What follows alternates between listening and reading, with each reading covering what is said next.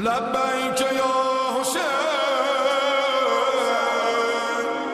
کوئی نہ کوئی ایک ایسا تحفہ عمل اور اورات کے حوالے سے بیان کیا جا رہا کہ انشاءاللہ خدا سے قریب بھی ہوں اور خدا کے نزدیک بھی شمار کیے جائیں اور حاجات اور پریشانیاں بھی انشاءاللہ سب ختم ہو جائیں.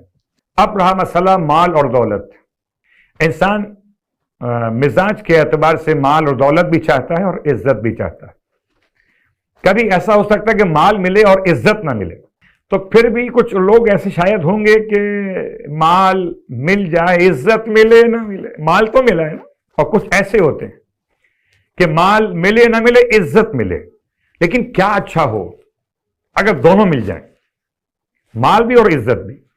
اچھا یہ بات یاد رہے کہ عزت سے مراد وہ عزت نہیں ہے کہ جو اقتدار میں ہو، وہ مراد نہیں ہے کہ جو انسان کی عزت بالجبر ہو. نہیں، عزت انسانوں کے درمیان محبت، احترام اور شفقت کی بنیاد پر.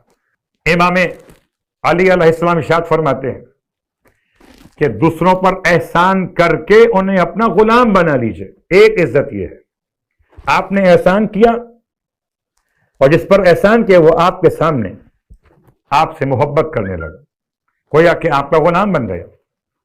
یا مولا کا فرمان، من علمنی حرفا فقد سیرنی غلاما، جس نے مجھے ایک حرف کی تعلیم دی اس نے مجھے اپنا غلام بنا لیا.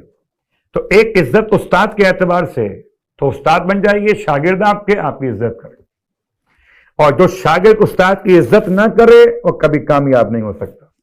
یہ اسی انداز کا پیغام ہے مولا کی بارگاہ سے. بہرحال عزت اور دولت دونوں ملنی چاہیے. جیسے خدا نے اپنے بعض انبیاء کے لیے اقتدار اور نبوت دونوں جمع کر دیے. عزت اور دولت تو خدا نے اپنے ہر ولی کو دی. اب ولی اپنے لیے استعمال کرے یا بانٹ دے، اللہ اکبر، ایسے بانٹ دے. سخی نہیں، کریم، اتنا کریم کہ گھر میں کچھ بھی نہ ہو پھر بھی عطا کر رہے. امام مجتبیٰ علیہ السلام کے بارے میں تو آپ نے تذکرہ سماعت فرما لیا. مولا حسین علیہ السلام تو اتنے کریم، اتنے کریم، جس کا گہوارہ بھی کریم ہو. اللہ اکبر. مجھے بڑا لطف آیا یہ سن کر جب کسی چاہنے والے نے اپنے اشعار میں امام کے گہوارے کے بارے میں جملہ ادا کیا کہ فطرس کو بال اور پر دینے کے لیے، پر اور بال دینے کے لیے، قوت پرواز دینے کے لیے تو حسین کا گہوارہ کافی ہے. جب حسین کا گہوارہ اتنا بانٹ رہا ہو تو حسین خود کتنا بانٹیں گے، حسین کا شہزادہ کتنا بانٹے گا، حسین کی شہزادیاں کتنا بانٹیں گی. اللہ اکبر. مانگنے والا ہو، ایک نہیں، دو نہیں، تین نہیں، چار نہیں، 14 پلانے والے. پرواہ ہے مجھ کو کیا، بتلائے دیتا ہوں تجھے میں خانوں کا پتہ، بتاؤ کازمین و خراسان و سامرا. تو ایک کربلا میں، ایک میرا ساقی نجف میں. یہ تمام باتیں میں پھر بھی کہوں گا شاعر نے تو 14 معصوم مراد لیے. یہاں تو معصوم کا ہر شہزادہ، معصوم کی ہر شہزادی جو معصوم سے منسلک مربوط ہیں وہ سب کے سب دروازے ہیں حاجتوں کے قبولیت کے. وہ 6 مہینے کا بچہ جس کے دونوں مٹھیاں بند ہو جب وہ دے سکتا ہے، تو 4 سال کی شہزادی یا اس کے علاوہ اور مولا کی بیٹیاں اور بیٹے. توسل تو کیجیے. السلام علی الحسین وعلی علی ابن الحسین وعلی اولاد الحسین. سلام ہو حسین پر، سلام ہو علی ابن الحسین، مطلب شہزادے علی اکبر علیہ السلام، وعلی اولاد الحسین. تو قبلہ اولاد کا اطلاق خالی ذکور پر ہوتا ہے یا اناث پر بھی ہوتا ہے؟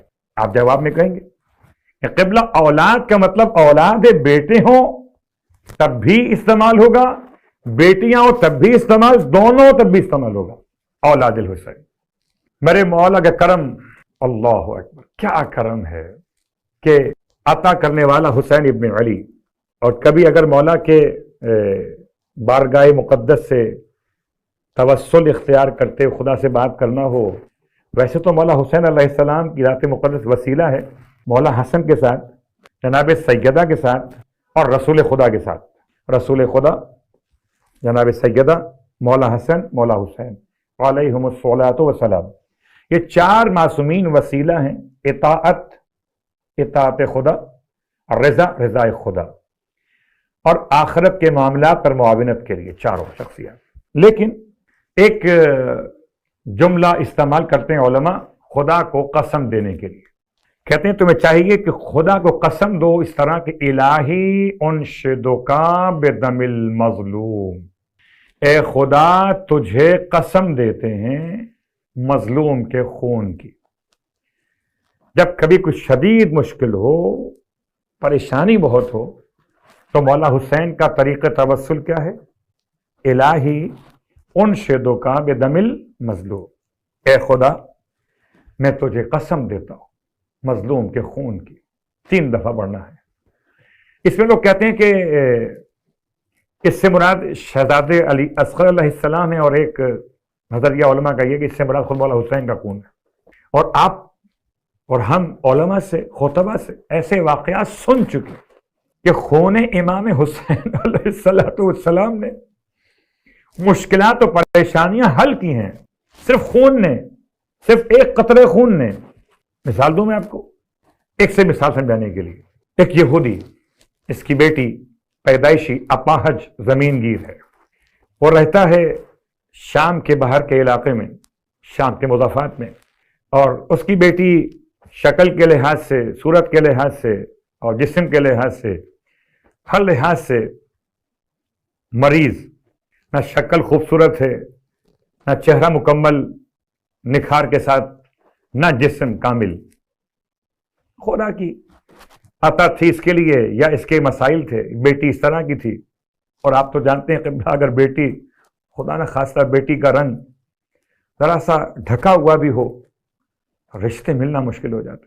خدا کی پناہ مانگنی چاہیے، خاص طور سے ایسے رشتوں کا مذاق اڑاتے ہوئے۔ ہماری اور آپ کی بیٹیاں اور بہنیں، خدا سب کے لیے عزت کے رشتے نصیب کرے، چاہے جمال ہو کہ نہ ہو، مگر رشتہ عزت والا ملے ہر بیٹی اور بہن کو۔ میری دعا تمام کے لیے۔ اللہ اکبر۔ اور اب یہ یہودی کسی کام سے گیا ہوا گھر سے باہر، لکھا ہے مورخین نے کہ اس کے گھر میں کوئی اور شاید نہیں تھا، یہ بیٹی اور یہ اکیلے تھے، دروازہ باہر سے لگا کے جاتا تھا، باہر سے گیا ہوا تھا۔ بیٹی ایسی تھی کہ زمین پر اپنے آپ گھسیٹ کے چلتی تھی۔ اس کے گھر میں صحن تھا، صحن میں ایک درخت، اور اس نے درخت پر ایک پرندے کی عجیب و غریب آواز سنی بیٹی نے، جیسے کوئی پرندہ بین کر رہا ہو، جیسے کوئی پرندہ رو رہا ہو۔ اللہ اکبر۔ اس یہودی لڑکی نے اپنے آپ کو زمین پر گھسیٹ کر درخت کے قریب پہنچا دیا کہ دیکھے کہ پرندہ کس طرح کا، کیا ہے پرندے میں جو بین کر رہا ہے۔ جب بالکل درخت کے نیچے پہنچ گئی تو دیکھا کہ پرندہ، اس کے پروں میں خون لگا ہوا، اس کے پروں میں خون، اور وہ اپنے پروں کو پھڑا رہا ہے، فریاد کر رہا کہ اس کے پروں سے جو خون ٹپکا، اس میں سے ایک قطرہ اس بیمار بچی کے، اس بدصورت بچی کے جس کا چہرہ خوبصورت نہیں تھا، اس اپاہج کے جسم پہ گر گیا۔ پرندہ تو بین کر کے چلا گیا، مگر خون حسین کی برکت سے اس بچی کا جسم بالکل سلامت ہو گیا، چہرہ جمال والا ہو گیا۔ اور اب جب باپ اپنے بیٹی کے پاس پلٹ کے واپس آیا تو کہتے ہیں کہ بیٹی کو پہچان نہیں پایا۔ اس سے پوچھا کہ یہاں میری ایک معذور بچی چھوڑ گیا تھا، میں آپ کون ہو؟ میری بیٹی کہاں گئی؟ بیٹی باپ سے لپٹ کے، بابا میں ہی آپ کی بیٹی ہوں۔ اسے یقین نہیں آیا۔ ناممکن، آج کے دور میں بھی ناممکن، اتنی میڈیکل سائنس کی ترقی کے بعد بھی ناممکن کہ چہرہ بدلے، جسم بدلے، رنگ بدلے، اتنا جلدی بدلے۔ اللہ اکبر۔ پوچھا باپ نے، بیٹی کیا ہوا یہ؟ تو بیٹی نے پورا واقعہ پرندے کا سنایا۔ اب بعض نے یہ لکھا ہے کہ پرندہ اس وقت تک موجود تھا، دونوں باپ بیٹی درخت کے پاس آئے، پرندے سے پوچھا، پرندے تو بتا اسی کا واسطہ جس کا خون تیرے پروں پر ہے کہ یہ کیا ماجرا ہے. تب خدا نے پرندے کو قوت گویائی عطا فرمائی. پرندہ کہتا تھا کہ میں کربلا سے آتا ہوں، زہرا کا لال کربلا میں شہید ہو گیا. اگر خون میں اتنا کمال ہو، الہی انشدک بدم المظلوم، اے خدا تجھے واسطہ ہے مظلوم کے خون کا. یاد رکھیے 3 دفعہ یہ جملہ زبان سے ادا کیجئے. ہمارے یہاں بعض امام بارگاہوں میں، عزا خانوں میں، یا بعض ہمارے مومنین کے گھروں پر 10 محرم کو عصر عاشور کے وقت، یعنی کہ وقت شہادت، تسبیح خون میں بدل جاتی ہے. لوگ پریشان ہوتے ہیں کیا کریں کیا نہ کریں. جہاں تک میں سمجھا ایک طالب علم ہونے کی حیثیت میں توسل کریں، اور اگر کوئی بیمار ہو تو اس کو مس کرے اپنے مقام مرض پر، یقین رکھے. اور یہ جملہ 3 دفعہ کہے مس کرتے وقت، الہی انشدک بدم المظلوم، الہی انشدک بدم المظلوم، الہی انشدک بدم المظلوم. عزیزان گرامی قدر 3 دفعہ جملہ بات بہت آگے تک پہنچ گئی. اور چونکہ میں آپ سے عزت اور دولت کی بات بیان کر رہا تھا مولا کی سخاوت کو بیان کرتے ہوئے، تو آپ کی خدمت میں بیان کر دوں کہ 2 رکعت نماز حاجت پڑھنے کے بعد سورہ فاطر کی آیت نمبر 10، من کانا یرید العزت، جو شخص بھی عزت کا طلبگار ہو، فالعزت للہ جمیعا، تو ساری عزتیں اللہ کے لیے. آیت نمبر 10 کی تلاوت کرے 500 مرتبہ، 2 رکعت نماز، اور اس کے بعد نماز بطریق فجر پڑھ. اس کے بعد 500 مرتبہ آیت نمبر 10 سورہ فاطر کی شروع ہوتی ہے، من کانا یرید العزت فالعزت للہ جمیعا. اب یہ آیت پڑھنے کے بعد اس کو خدا عزت بھی عطا کرے گا اور دولت بھی عطا کرے گا. اور یہ ختم کوئی دنوں پہ محیط نہیں ہے، ایک دفعہ پڑھ لیجئے یا جتنا چاہیں روز پڑھ لیجئے عزت اور دولت کے لیے. لیکن یاد رکھیں عزت بھی نام حسین سے اور دولت بھی نام حسین سے. اللہ اکبر. عزت بھی نام حسین سے اور دولت بھی نام حسین سے. کرم مالا کرم میرے مولا کا، فطرس کو بال و پر ملے گہوارے سے. یہودی کی بیٹی کو شفا ملی خون حسین سے، اور مجھے اور آپ کو شفا ملتی ہے خاک حسین، خاک کربلا، خاک شفا سے. اس اعتبار سے کچھ توسل اور ربط مضبوط کیجئے مولا سے. اس تذکرہ جو روز آپ کی خدمت میں کر رہا ہوں